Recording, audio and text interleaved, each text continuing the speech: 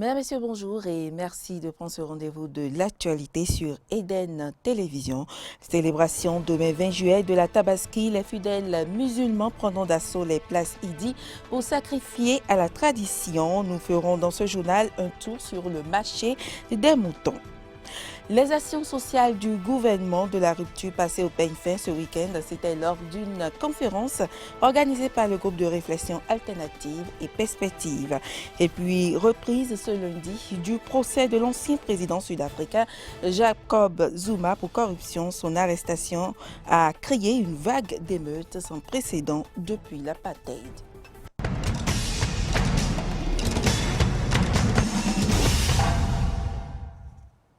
Bienvenue à toutes et à tous. La communauté musulmane du Bénin va commémorer mardi prochain, ce mardi demain, la fête de la Tabaski. À quelques jours de cette célébration, les fidèles musulmans affluent vers les marchés de vente de moutons à Cotonou sans réellement s'en procurer.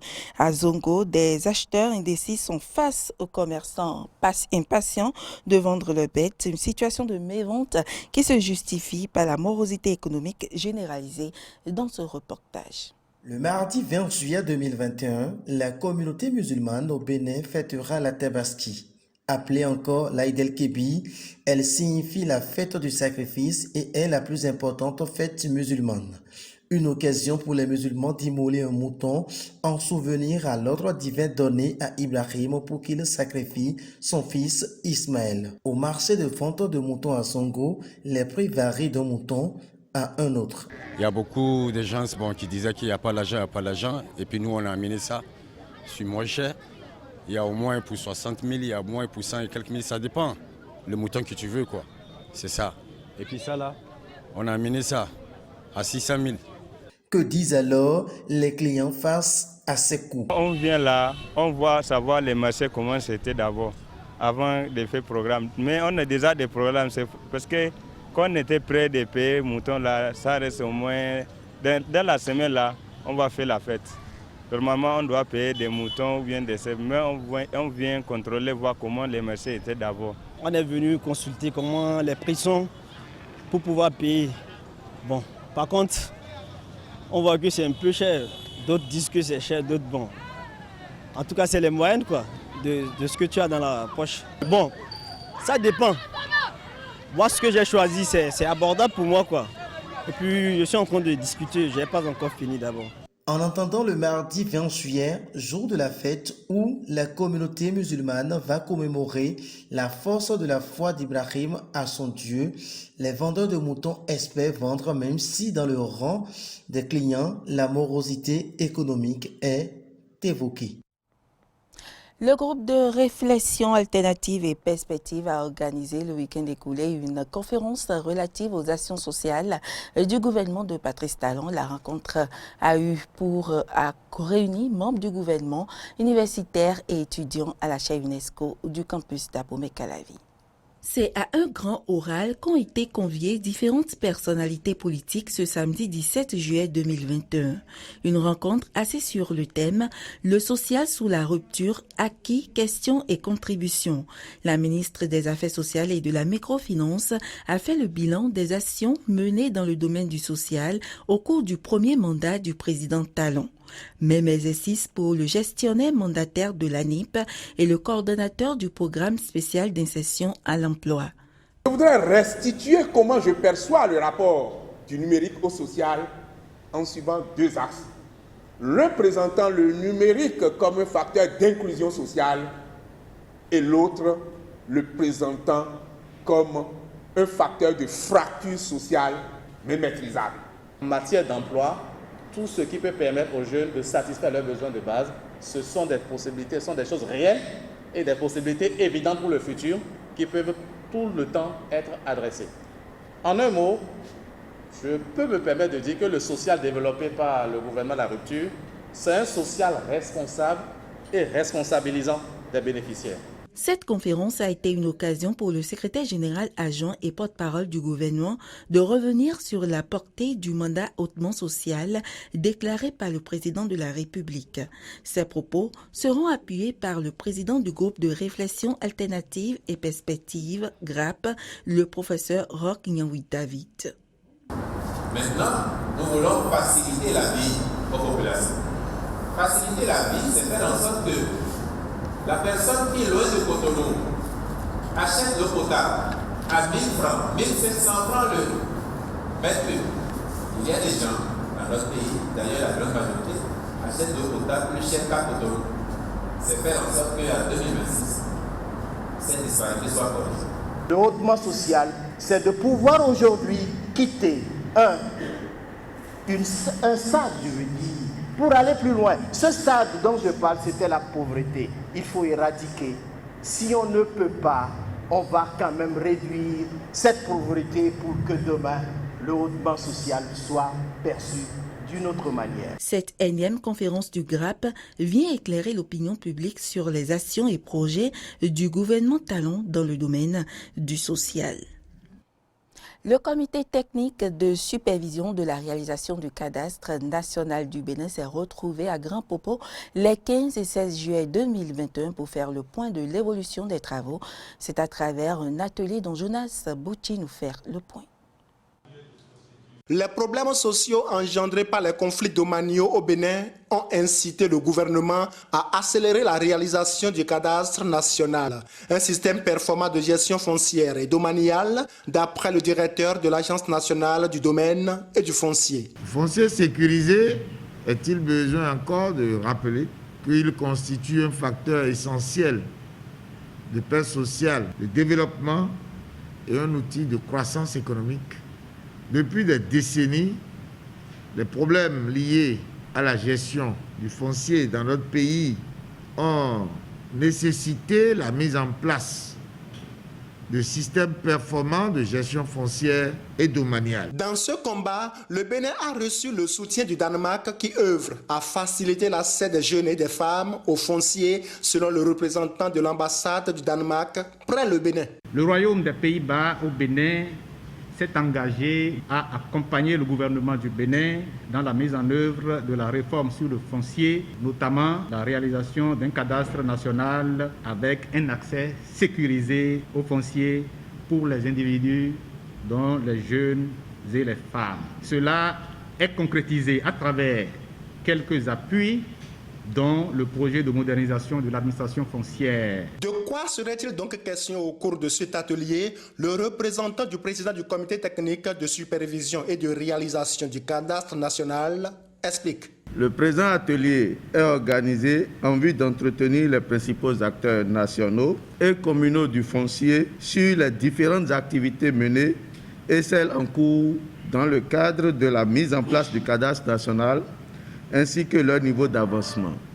Ceci pour asseoir davantage entre les parties prenantes les bases d'une synergie d'action, d'une approche inclusive et dans la perspective d'assurer une cohérence technique dans la réalisation du cadastre national. L'horizon s'éclaircit donc pour mettre fin aux problèmes domaniaux au Bénin. Vivement que la vitesse de réalisation des travaux rassure davantage les Béninois.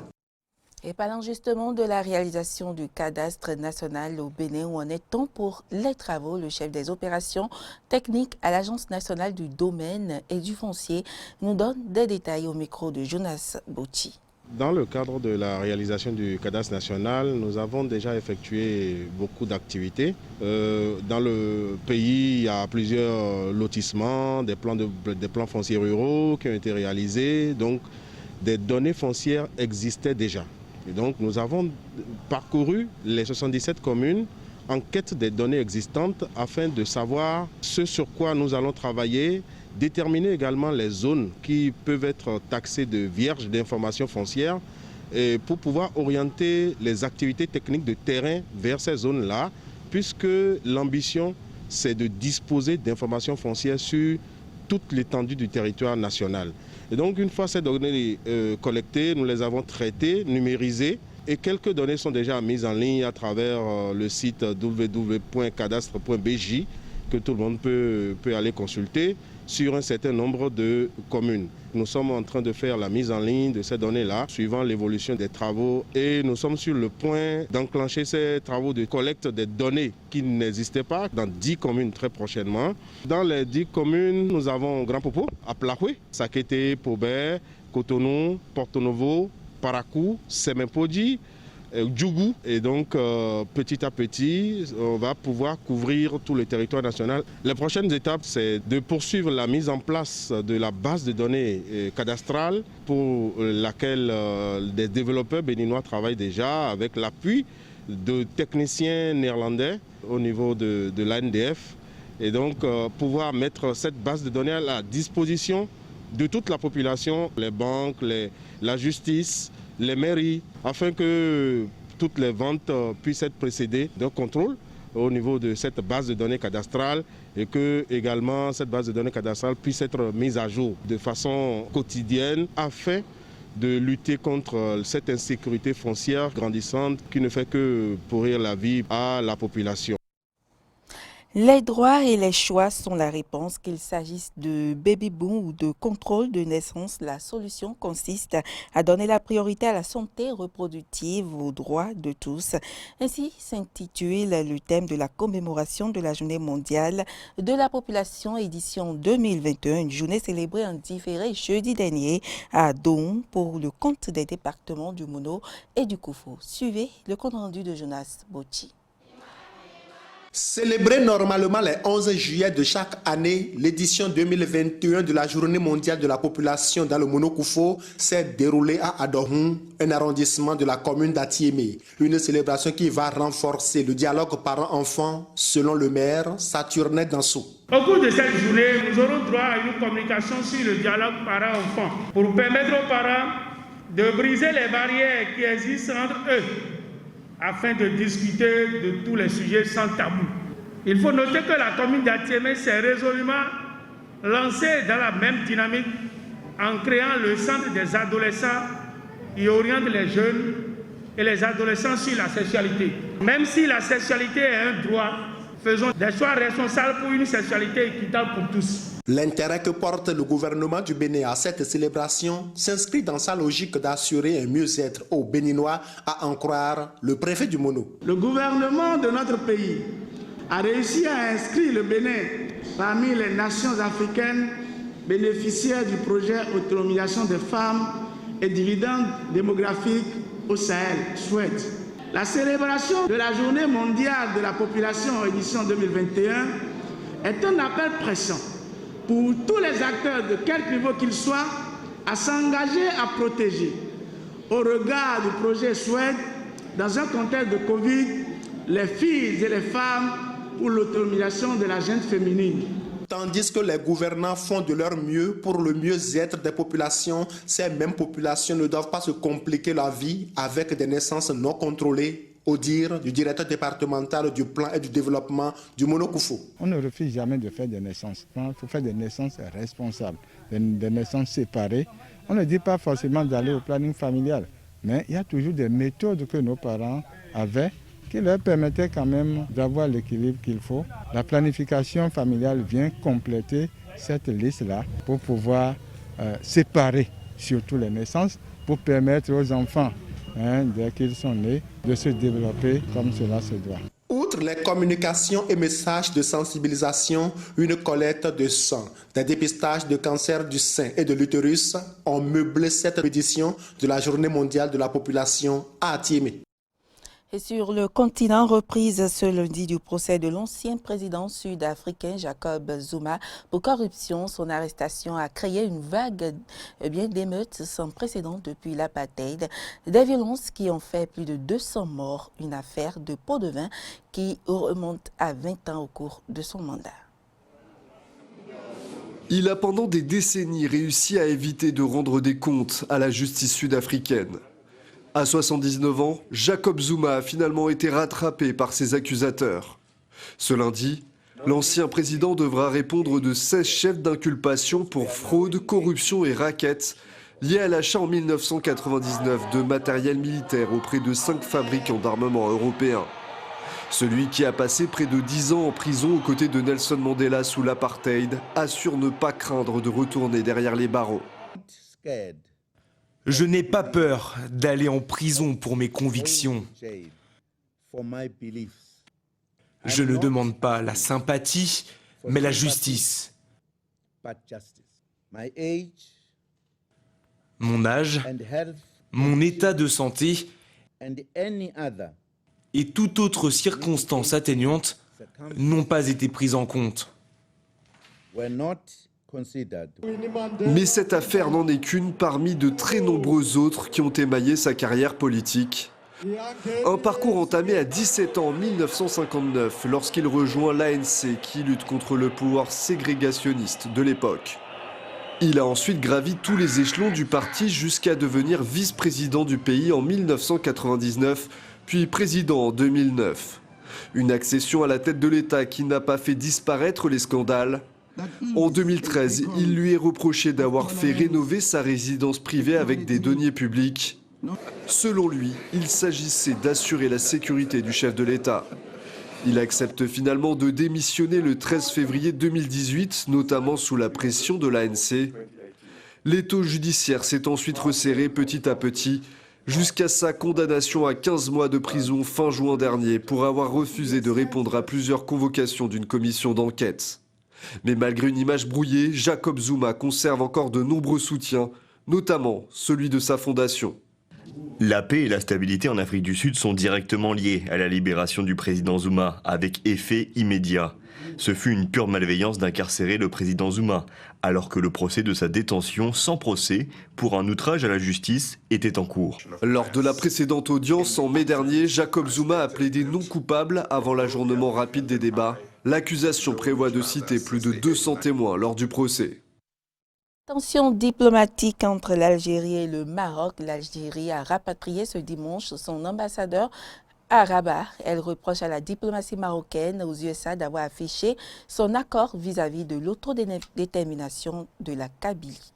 L'ambassadeur d'Algérie au Maroc a rappelé une décision qui prend effet immédiatement suite à la distribution d'une note la semaine dernière par la délégation marocaine aux Nations Unies. Une note qui porte notamment sur le droit du peuple kabyle à l'autodétermination. Un coup dur pour les relations diplomatiques entre ces deux pays rivaux et voisins qui vivent une crise depuis des années et des années, notamment sur la question du Sahara occidental. L'Algérie qui condamne une dérive dangereuse. Le président de la République a même parlé d'irresponsabilité, alors que le ministre des Affaires étrangères algérienne parle d'un complot dirigé contre la nation algérienne. Alger qui attend que Rabat clarifie sa situation concernant cette note qui a été distribuée. Alger qui condamne cet acte et qui reproche au Maroc de soutenir le MAK, c'est le mouvement de l'autonomie de la Kabylie, un mouvement qu'Alger avait classé dans sa liste des mouvements terroristes. Tension palpable entre ces deux pays. Alger a déclaré que d'autres décisions pourraient être prises tant que le Maroc n'aura pas clarifié sa situation et notamment cette position sur cette... Et puis près de 200 morts, c'est le bilan des intempéries meurtrières qui ont touché l'ouest de l'Europe.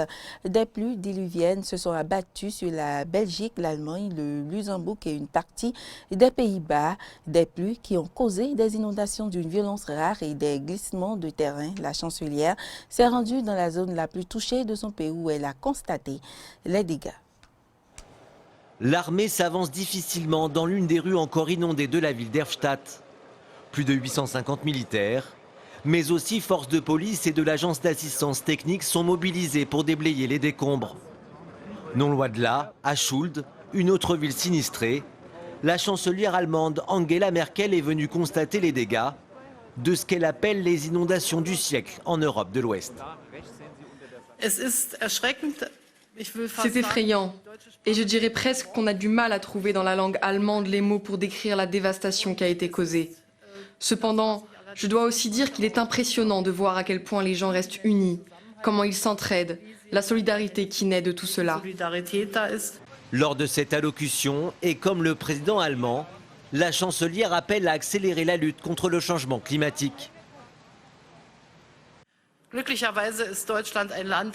Heureusement, l'Allemagne est un pays qui peut financer la reconstruction. L'Allemagne est un pays fort, et nous allons combattre cette violence de la nature à court terme. mais aussi sur le moyen et le long terme avec une politique qui prendra plus en compte la nature et le climat que ce qui a été fait ces dernières années. Cela va aussi être nécessaire. Et parmi les centaines de pompiers déployés, aucun n'a jamais vécu de telles intempéries. Nous sommes très occupés, nous avons beaucoup de travail à faire, ce qui est nouveau pour nous, parce que nous n'avons jamais dû gérer une telle situation. À long terme, nous devrons nous pencher sur l'hygiène, les affaires médicales et la reconstruction de l'infrastructure à partir de la base. Le vice-chancelier et ministre fédéral des Finances, Olaf Scholz, a promis dès la semaine prochaine une aide d'urgence d'au moins 300 millions d'euros, en attendant un vaste programme de reconstruction de plusieurs milliards d'euros du nord au sud de l'Allemagne.